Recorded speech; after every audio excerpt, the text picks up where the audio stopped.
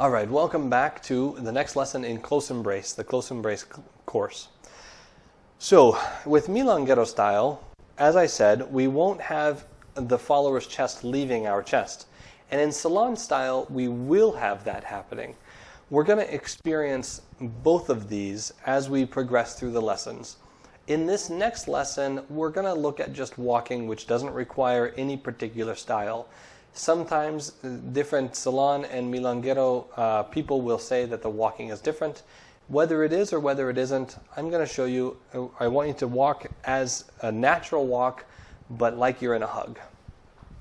So we get back to this position where we have the space between our feet together, we're meeting our low ribs, and we've got our shoulders apart, or away from each other, and we've got our elbows and hands in the good position. With the head, we are focusing inwards towards each other, not away from each other, but inwards towards each other. From here, I'll shift my weight, which causes her to shift her weight, and then I'll start walking. She's going to slow me down just like she did in close embrace. Followers, this can be quite difficult because there's much more effect on the mass in the center, but at the same time, you have a lot more mass to use, or maybe it feels like you have a lot more surface area to use. So there's some pros and cons here. As I move forward, she's going to slow me down and send her leg backwards just like before, and then that gives me space to move into, and we'll go for the walk.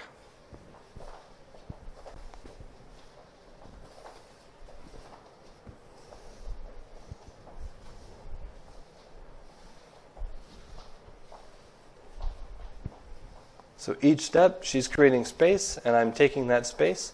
The whole time, I feel Marina slowing me down. She's not trying to push herself backwards. She's not moving herself. I'm moving us. She's moving that free leg to give me the space.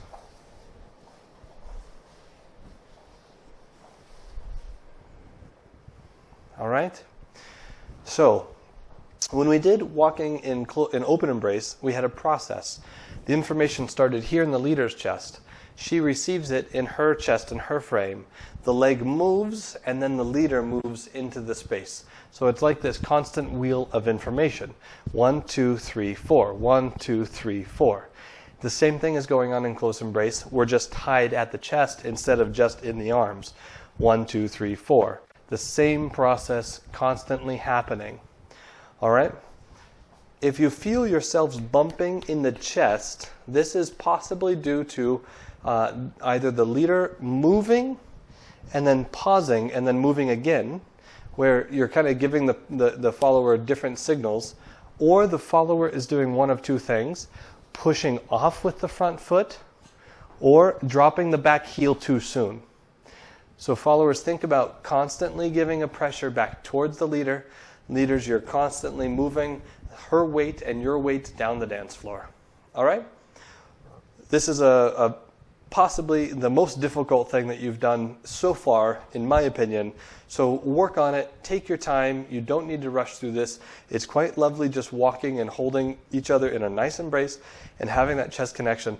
Put on some music by Carlos de Sarli, and just go for a nice walk around your room. All right?